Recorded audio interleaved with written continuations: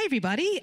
Welcome, everyone. Thank you for joining. My name is Paula. So we're going to be talking about the metaverse in this panel. So basically, we are looking at how technology is empowering retail and e-commerce businesses to explore new business models that focus on innovation, social entrepreneurship, circularity, where creators, communities, and brands are building self-sustained economies. So our topic will focus on this today. I'd like to introduce our speakers. Speakers, would you like to introduce yourself? Oktawian Zając, Managing Director at Partner at BCG Warsaw and Head of BCG in Poland.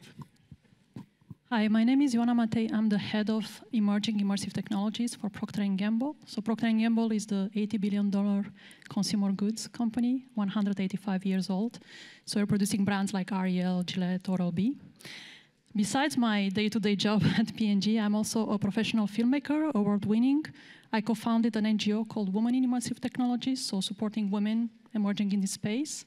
And I'm also running my own VR film festival in Los Angeles every year. Hi, my name is Piotr Baczynski. I'm the founder and CEO of Immersion. And my company specializes in virtual reality and augmented reality solutions. I design metaverse solutions for mostly American companies. And our technology is used right now by Amazon, Apple, Meta, and Google. And yeah, that's it. So basically, guys, with any technology, we're either A, solving a problem, or B, adding value. And we know that there's a variety of Web3 protocols, from DAOs, NFTs, to metaverses. I suppose metaverse really acts as an entry point to the next version of the internet. So we're just going to move on with our questions.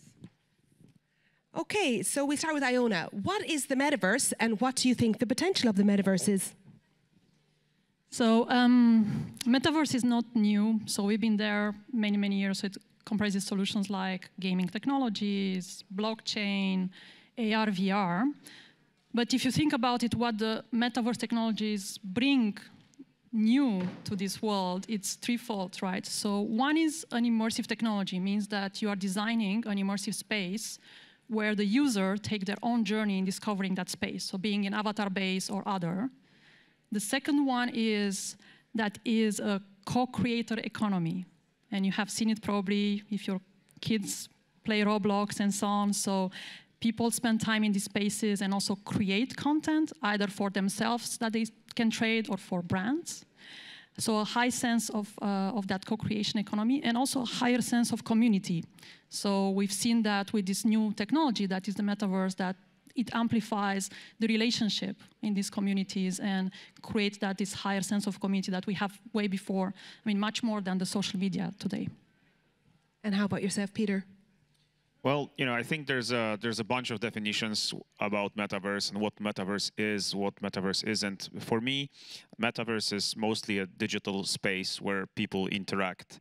I think that this is an important issue because I see many companies trying to do something that looks like metaverse, and it often looks like it, but unless there's a community that actually acts and interacts and spends time there, invests their time in that, it's not really a metaverse. So I think we're still kind of early, and we can argue about what metaverse is, but quite often metaverse is not really there where we think it is.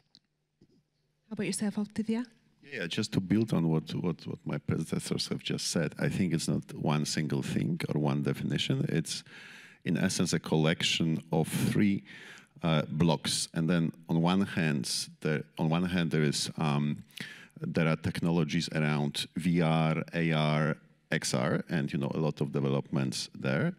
Then there are some virtual worlds or platforms where people interact, like Decentraland, Roblox, Sandbox, and the like. And then the third group of technologies is, around Web3 and virtual assets that recently gained so much hype. So I think talking about metaverse is an intersection of all those three blocks, just different topics get more or less attention at different times. But I think that the concept dates back to the Snow Crash book that was released 30 years ago, which, like, when I look at this room, some people were not even born then. So the concept is quite old. And even in my work with clients, some of those technologies, we applied many years ago. Technologies, around digital twins, to model different scenarios of factory setups and like 3D product design. So this is nothing really new. It's just now we get to the critical mass of some of those technologies, and that's why it gets so much traction. Absolutely. I suppose the definition when I talk to my students, I say, metaverses are the internet of places. Some metaverses are centralized, others are decentralized. Some are AR, some are VR. Some have their own economies and creators. Some have tokenizations. So I really guess metaverse, the concept is evolving all the time, and it's going to change, as we create these new asset classes, whether they're real world assets or digital assets. So moving on to my next question. So we know that the metaverse offers countless opportunities, but what threats do you think the metaverse could bring to brands and communities? So we start with Peter. What threats? Well, I think this is a very similar question and a discussion that happened at the early days of internet. As metaverse is basically the main benefit of metaverse, especially when you look at the VR and AR aspect of it, is the new way of communicating, a new way of presenting yourself, a new way of interaction. It's very hard to really explain it until you actually spend some time with another human being in virtual reality, because you can see his body language, you can see their face right now. Even there are new prototypes that show their ear face mimic and all that. And basically right now, I think there are some threats like people who can exploit other people online, especially if you log to, I think they're actually working metaverses. So the metaverses that have active users, like VR chat, like Rec Room, like Roblox, you will see that it's actually completely owned by 13-year-olds. So this is where young people are right now. And of course, they're easy to manipulate. So I think this is kind of a wild area where there's no control, and grown-ups don't really know what's going on there. I mean, we don't know.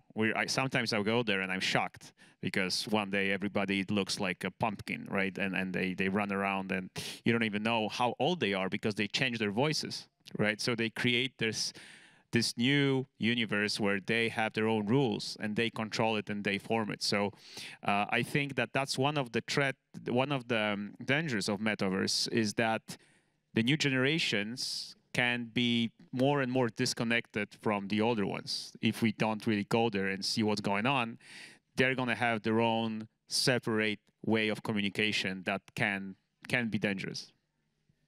And I suppose as well, Peter, from an interoperability perspective as well, in terms of hardware and software, that can be also quite challenging. Can you tell us a little bit on that as well, in terms of what you've experienced so far in implementing these metaverse strategies?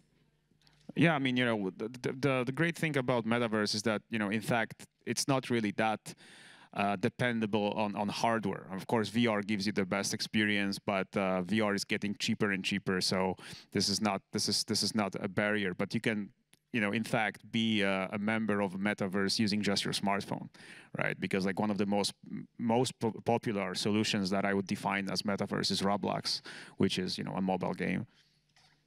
And Ioana, just going on as well in terms of brands and they're building their new communities, what kind of threats do you think metaverse or opportunities can that bring to brands? Sure. So want to start with the opportunities, and then we can talk about the threats or the challenges, I would say, in this space. In P&G, we have done virtual reality for 20 years. Going back to what Oktawian was saying, we started very pragmatically, and because everybody's trying to understand ROI in the space, but for us, we started very pragmatically on saying, okay, we want to do consumer research, we want to do, because we do packaging design, artwork for our products, we also invite our customers, like retailers, to showcase them how the shelf will look like. So instead of doing this in a physical way, we've done it in 3D, and then we evolve it with the gear and consumer research, etc. So it was very pragmatic for us on what this technology can bring and a potential in the enterprise world. Now, the technology becomes more pervasive with the consumers, so we evolved into the brand space. And we are in a test and learn approach because nobody has cracked the nut, to be fair, truly. So what we've seen in the spaces, so for example, we've done an execution avatar-based for CES, so the Consumer Electronics Show in Las Vegas every year, where we've done this for like 3 years now. And when we open up this Metaverse space, avatar-based, was before Meta changed the name and Metaverse was there, we've seen a high engagement for the user spending time with our brand. So we had an average time of 23 minutes. So 23 minutes is a Netflix episode. So somebody that spends time with your brand online, 23 minutes, when an average website, 7 seconds to 1 minute, is golden.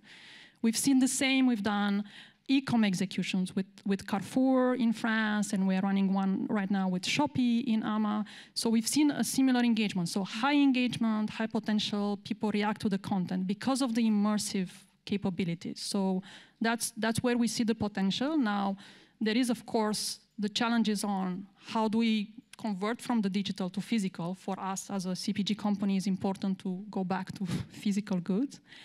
And the other challenge is accessibility. So by a raise of hands, and also for the people online, because there are people watching us on streaming, how many of you have an avatar? Come on, don't be shy. You guys are young? Okay. How many of you have a crypto wallet? Oh, more. Okay. Excellent. So just to speak about the accessibility on creating either or only, if you talk about crypto wallets, right? It's not super easy to set one up, to trade and so on. And I don't think the technology, via either being gears or the software, is there to be spread and be pervasive to the million of consumers and the billion of consumers that P&G serves. So my biggest challenge right now is how do we democratize it in a way, and how do we make it in a way that has value for the consumers, that the consumer is engaged, that they are in these spaces because they truly find value and find value with the brands. That's a very true point. And I suppose I teach my first years at crypto and Web3, and they have avatars because I deliver my lectures in Spatial, which is an AR metaverse. I suppose as well, Ioana, talking about this great opportunity for brands to interact with consumers, even in terms of, we spoke earlier about 3D modeling and how metaverses give, the future customers who are stakeholders in Web3 the opportunity to interact with these 3D models. And we can learn about, what the customer really wants in real time. And we're going to be talking a little bit about that, about fashion on demand, sustainability, and overproduction. So Oktavian, moving on to yourself. So what do you think the challenges are and the opportunities in the metaverse for you guys? Yeah, there are plenty of opportunities on both B2B side, but also B2C side. And, you could spend hours talking about the opportunities. One of the biggest challenge maybe that I want to focus on is or has been around the sustainability impact of the metaverse. So as many of you might know, the carbon footprint of Ethereum, which is still one of the largest blockchain relevant for NFTs and the metaverse, before this move to proof of stake, was huge. It was actually the electricity consumption of the blockchain was annually about 84 terawatt hours, which was equivalent to the consumption of Finland, for example. So with the rising popularity or even hype of Web3 and Metaverse, that was a legitimate concern, what impact would that have on the environment, on sustainability, on emissions? So we looked at that in detail, and actually here the technology has helped us a lot, because with the change of the consensus mechanism of Ethereum protocol to proof of stake from proof of work, actually the emissions related to NFT trading or buying or using actually were reduced by 99%, over 99%. So before, we calculated that an average NFT was, the carbon footprint was about 250 kilograms of CO2 equivalent across the whole life cycle of that NFT. So just for a comparison, that was for the pair of jeans, the carbon footprint is about 33 kilograms of CO2 equivalent. For a t-shirt, it's about 7. So substantially more than even the physical product in a high carbon emitting industry such as apparel and fashion. Now, after the change, the technology change, that was reduced to 0.3 to 2.5, so much less. So that risk was mitigated to a large extent. But then I see this, the metaverse also as a huge opportunity, for example, for the fashion industry, which is one of the highest emitting industries that we have, to reduce their carbon footprint. And how? Actually, we did some consumer research along different continents, so from Asia through Europe to US. And actually, when we looked at the young people, so age 18 to 25, about 20% of those respondents, those were the people that had experience with digital, with internet, 20% of them admitted that they did happen to buy a physical product, clothing product, just with the sole purpose to show it in the social media and then, never to wear it again, most likely send it back, get the money returned. So if you look at that waste, from purely environmental perspective, that was humongous. And then if you look at companies like DressX that provide you with the digital representation of the clothing that you can then use in the social media, that looks like a nice opportunity to reduce those emissions. So this is just one of the examples where this can be used as a force for good, actually, to reduce the emissions of the industry. Yeah, I suppose we're trying to, encourage, we're kind of reduce overproduction, but we're trying to encourage people to consume less. So it's really about consumption rates. And these types of technology, whether it's artificial intelligence or blockchain, give opportunities for brands to create on-demand fashion supply chains. And one of the Web3 protocols, I mean, I love metaverses and everything, but I'm very excited about DAOs, decentralized autonomous organizations, which give consumers like ourselves, like I'm a Zara consumer, this opportunity in the future to have a say and what kind of products are made in real time. So I think DAOs also could be quite a disruptive technology in the retail supply chain. So basically, when Zara produce a certain type of collection, we, the stakeholders in Web3, will vote through consensus mechanisms via smart contracts on what is made in real time. So I definitely think, using the metaverse as a platform to engage with customers or stakeholders via 3D modeling or co-creation opportunities or, bringing non-crypto or how will I say crypto-native fashion brands into the fashion supply chain. In fact, I work with Digital Twin, and currently we're working with over Burberry material that wasn't used, and we're creating Bored Ape collections on used fabric from Burberry and Fendi. So, with fashion nowadays, fashion's not frivolous and fashion has a bad rep. So I definitely think, blockchain, metaverses, AI, computer vision, all these other types of technologies are going to have a huge impact on on-demand fashion supply chains, and really that the future of fashion is about stakeholdership, and stakeholdership, as we know, are made up of communities, brands, and creators. Okay, so we're just going to have a little chat about, so what skill sets? So I assume, everybody here is interested in Web3 and metaverses and, want to figure out how they want to enter the space and what skills are needed for that. So maybe, Ioana, can you tell us what kind of, when you're recruiting for building out this new metaverse and building these new asset classes, what kind of skills would you be looking for from recruiters? So I think for us, it takes a village to get the metaverse off the ground. So when you do a metaverse project, there are many, many teams involved, not only IT. So I'll speak about the IT at a later, but you also need to think there is a lot of legal, brand, of course. I mean, brands need to understand how to design in the space. What does it mean to do brand engagement, consumer engagement, finance, because when you start trading with crypto, etc., it's like, what does it mean for you and your corporation, etc., legal.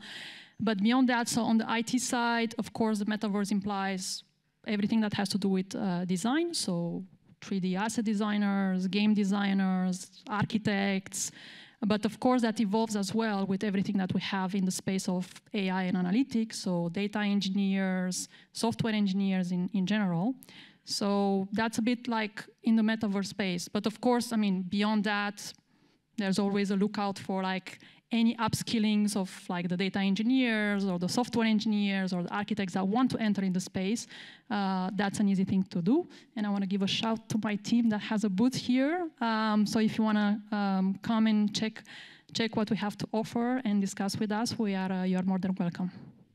Fantastic. And Peter, in terms of VR, AR, tell us about like gaming and the engines and, what kind of software programs that, students and young professionals need to consider if they want to be part of building this, immersive shopping experience that's on demand and real time.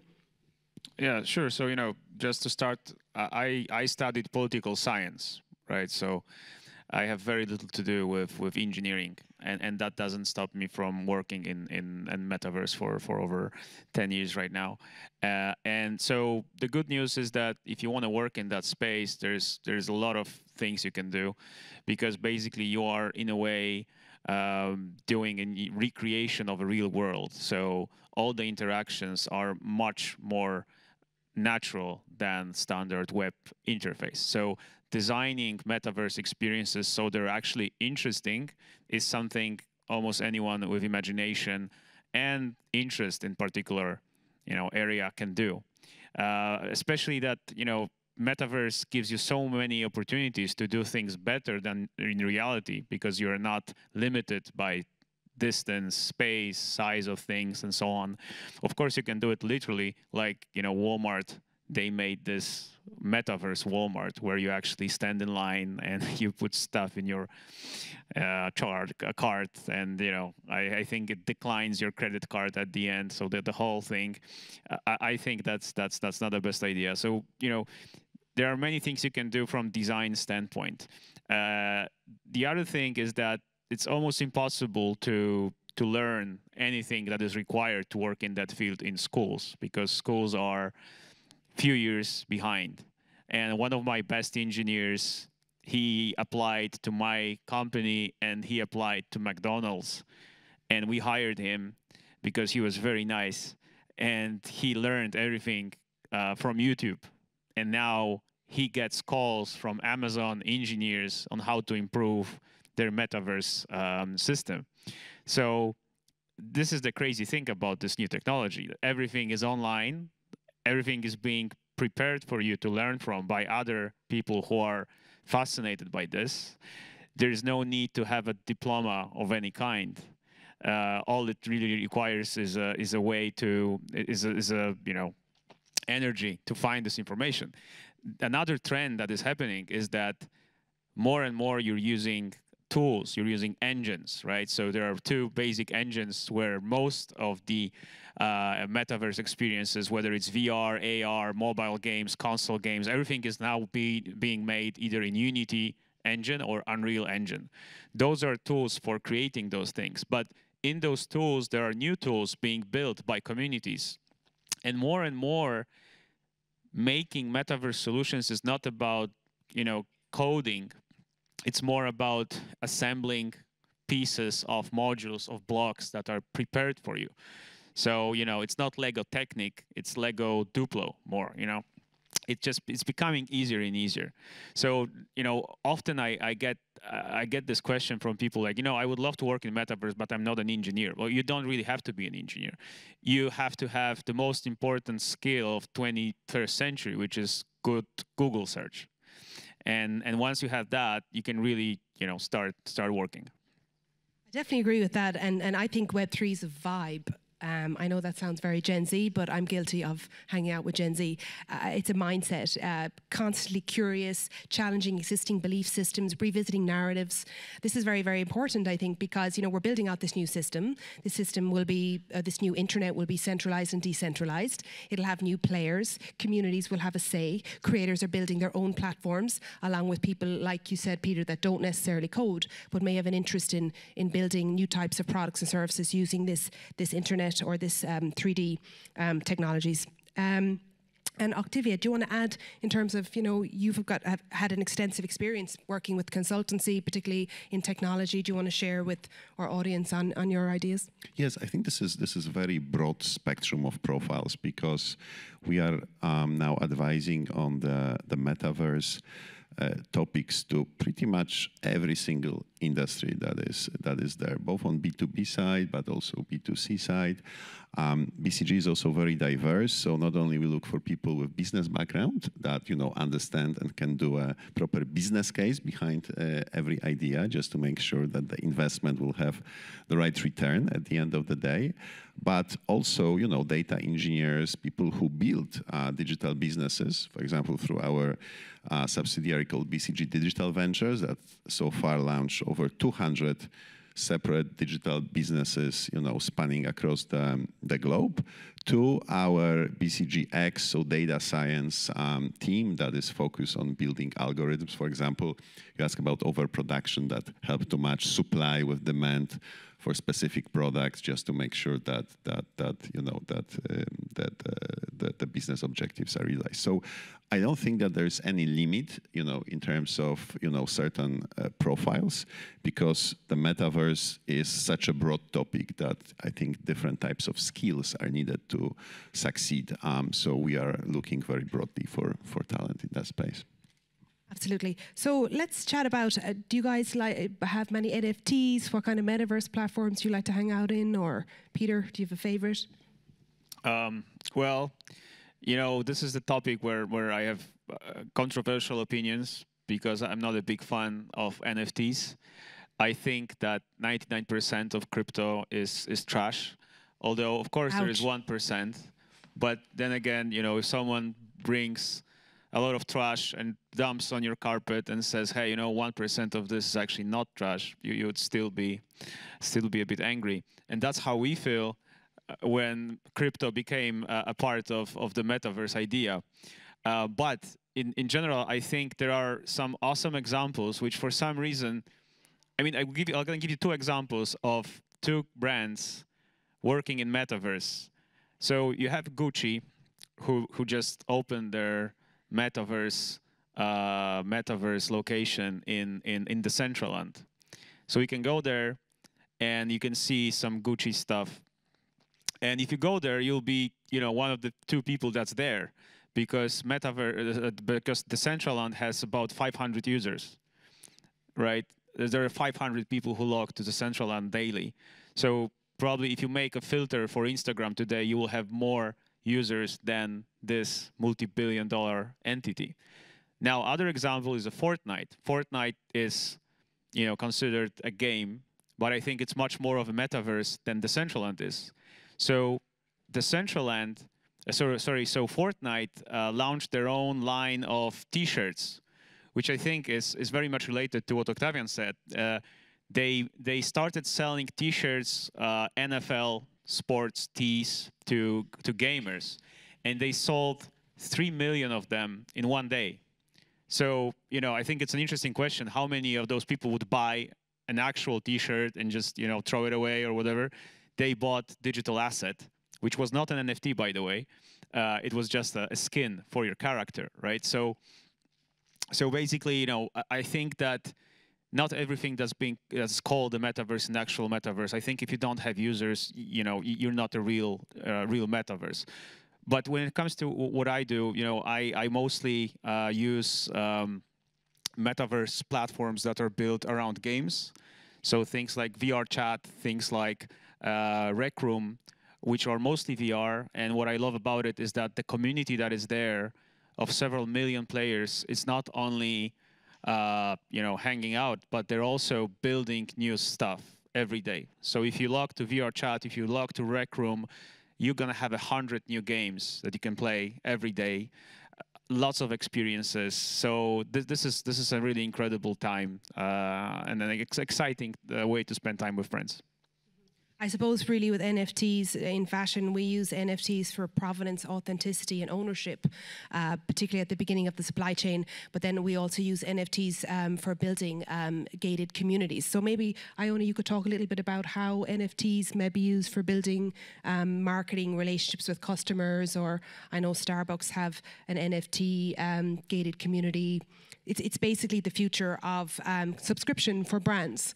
Releasing these NFT collections that have different types of utility. Are you operating, or is Procter & Gamble considering this, using NFTs for building new communities? Sure, and I want to give a shout to Peter, because we did a Fortnite implementation with Gillette, and worked very well for us. So. So maybe a couple of things here. I'll shortly talk about NFTs in general, because I think I'm looking a bit cross-brands what's happening, and I think at the core of the executions in anything we do in the metaverse is the user and what's in it for the user. So we've seen several use cases with NFT, mainly on the brand side, CPG mainly, on kind of charity leg. So how can we use this to kind of fund causes and charity social causes? I think for what still needs to be defined in the space on the NFT is, again, utility for the user, because I've seen a lot of drops of NFT that are a bit one-off, but there is not a kind of a continuity program for the user that holds the NFT. So we are looking at, like, first for us, we're looking like how that utility can be defined, what's in it for the consumers, how can we drive with the NFT a superior value for our consumer before, like, jumping and launching and doing this. I'm going back on what will interest, I mean, me personally as well, on spending time in the space. And again, on the comments of Piotr and Oktawian was, so the metaverse is new and nobody is an expert. So if you guys want to jump into this wave, so feel free, because nobody really knows it. So there is space for everyone. And what the most time I'm spending in these spaces, in different spaces, is to understand, again, what the consumer wants and how can we make this space inclusive for everyone. So with my NGO as well, we are looking at how can we make the space safe for the communities. Lots of bullying still happening in the space. I run my Women in Immersive Technologies kind of online or virtual. During COVID, we switched to virtual in Altspace VR. I am the official bouncer at that event, because whenever you have an event that is called Women, you get a lot of attraction, unwanted. So we are working as well to try to understand, like, what does it mean to make it safe? It's a huge impact on identity. So with my NGO as well, Women in Immersive Technology, we've run a program with teenage girls to try to understand, like, what does it mean for you? How do you want this space to evolve for you? Because you are the user and the future user of this space. And there is a very high connection with identity, either because you are there in avatar form and you need to create your identity in this avatar, but we see as well that this medium helps progress with social anxiety as well. So we've seen those girls being in avatar form, showing themselves for truly what they are in a digital form, was empowering for them and empowering for their creativity. So you offer this platform where creativity is at first, where they design the spaces, and they can also have an economy on it. They can sell the things. So it's very, very empowering for the new generation, and especially the young girls generation in the space, to have a say and to be there for truly who they are. And it's our responsibility to create this environment and create it in a safe way. How about yourself, Oktawian? NFTs and metaverse platforms? Yeah, so to me it's two worlds. One on the professional side, with a lot of discussions with clients, how to improve their business models with some of the key technologies that are centered around the metaverse, or are coming from the metaverse, or related to the metaverse. But also on the personal side, I believe that if you want to understand this world, you need to participate in it. You cannot just read about it. So yes, so I have, because talking about the generational difference, I have a daughter, Antonia is 8, and she's a big fan of the metaverse, the NFTs, and so on. So I'm naturally she'll join one of our workshops. Exactly. I'll send you the link. Okay, perfect. So you're in touch. So she's got a collection of over 40 NFTs, which is quite a lot. Very, very cool. So yeah, so we know NFTs have so many utilities, whether they're IP opportunities for creators or monetization opportunities for brands. And okay, so guys, we're going to take some questions. Does anyone have any questions before we? How about yourself there?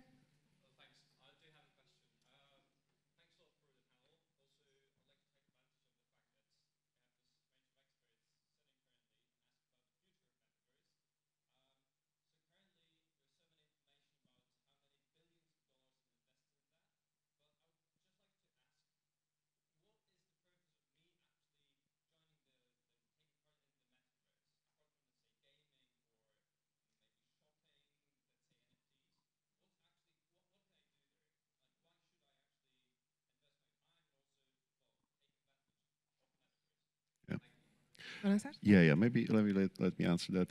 I think it's because the metaverse can affect the way companies operate and the way kind of our life looks. Just to give you an example, a lot of those use cases of the metaverse, for example, coming from 3D product design using virtual reality, this changes the way many companies work. It basically improves their business model. So if you have skills, capabilities, if you can be part of this, this thing, then obviously you have much better chances to, to succeed in this new reality. And it relates to many different aspects of life in the companies or even personal life. So one use case, as I said, was about this 3D product design. In one of the clients, we, for example, managed to achieve 40% reduction in time to market in terms of product development with those technologies, where we have teams cooperating pretty much across the world using those virtual reality-based technologies.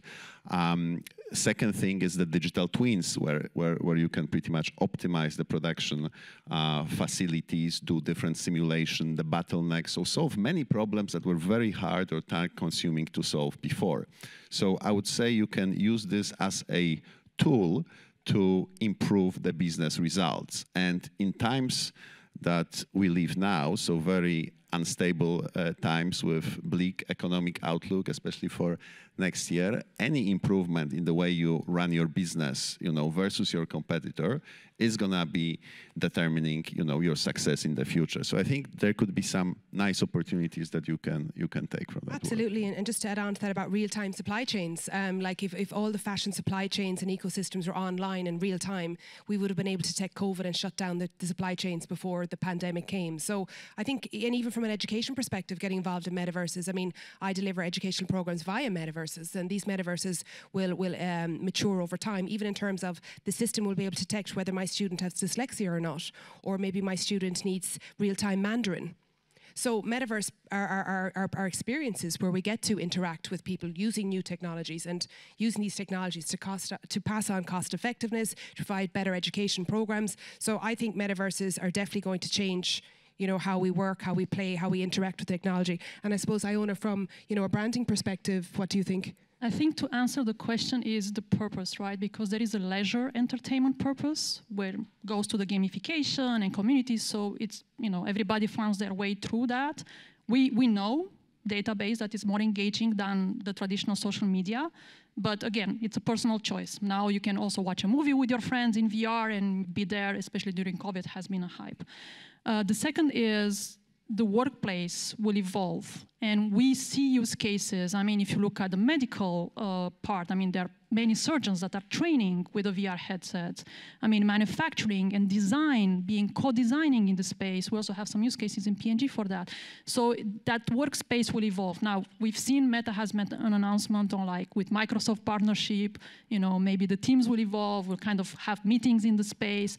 It's all about the value, and we see that the workspace as well, especially in the hybrid mode right now, will also make use of these new technologies that are, VR specifically, to be in that space. So I think it all depends on how you look at it, but work will evolve, and entertainment, social, it's personal choice on where you want to play, where your community sits, how you want to engage with your friends and family. So guys, we have to leave there. So sky's the limit on Metaverse. I want to thank you for joining us and our panelists. And if you want to talk to us afterwards, we're available. Thanks. Thank you. Thank you very much for this panel. And before Jesus Christ, why you are going somewhere? They don't hear you. You're not hearing. Okay. Hello. Yes, now it's okay. Okay. Thank you very much for your attention. The good question, I think, regarding to the metaverse is the question if. What do you think about the porno sector? And from my point of view, the porno sector will, I think, impact on the metaverse the hardest. When you look at, for example, internet. So the porno was the biggest impact on the internet development. So the question is, because I think that from my point of view, firstly, when we look at the history of the new technology development, the humans, because it's my question, last question to you, because when we look at the new technology development, humans firstly digitized data transfers, and the internet was born, and it wasn't enough for us. So we digitized the relation between us, and the social media was born, and it wasn't enough for us. So finally, the human digitized the reality around, and the augmented reality was born, and it wasn't enough for us also. And there is only one thing that we never digitized, and this is the senses. So this is, I think, the metaverse, the digitalization of our senses to get to our brain as hard and as deep as it's possible. So that's my final question to you. What's the real impact on metaverse, the porno sector today? Because 50 years ago, the porno sector made a hardest impact on the internet. In Poland, for example, 80% of internet users in first 2 months of Nostrada, it was the name of Polish internet, it was the actions regarding to the porno websites. I don't think it's about porno. I think it's about the creator economy. Yes. Yeah. This version of the internet is about the creator economy. It's not about what you said. I understand you're trying to make an analogy between, Web 2, and you're trying to understand 3D social media, decentralized networks like metaverses. I think it's the creator economy, like the digitally native fashion brands like Bored Ape Yacht Club, creating this decentralized community where we vote on what kind of content goes on the internet. Because, we're coming from a broken, decentralized system where people are not getting paid and there's too much fake news. I mean, I've said to my students, Facebook, or what Brexit was created on Facebook for the crack, or that Facebook's a threat to democracy. These centralized systems have no value and are broken in certain sectors. So I think in terms of Web 3, I think it's about the creator economy. I think it's about staking as a new following. I think it's about new IP, and it's about new monetization and new experiences that are by the community and for the community. So that's what I think is defining Web 3. Okay. Do you agree? Okay, thank you very much. You're welcome.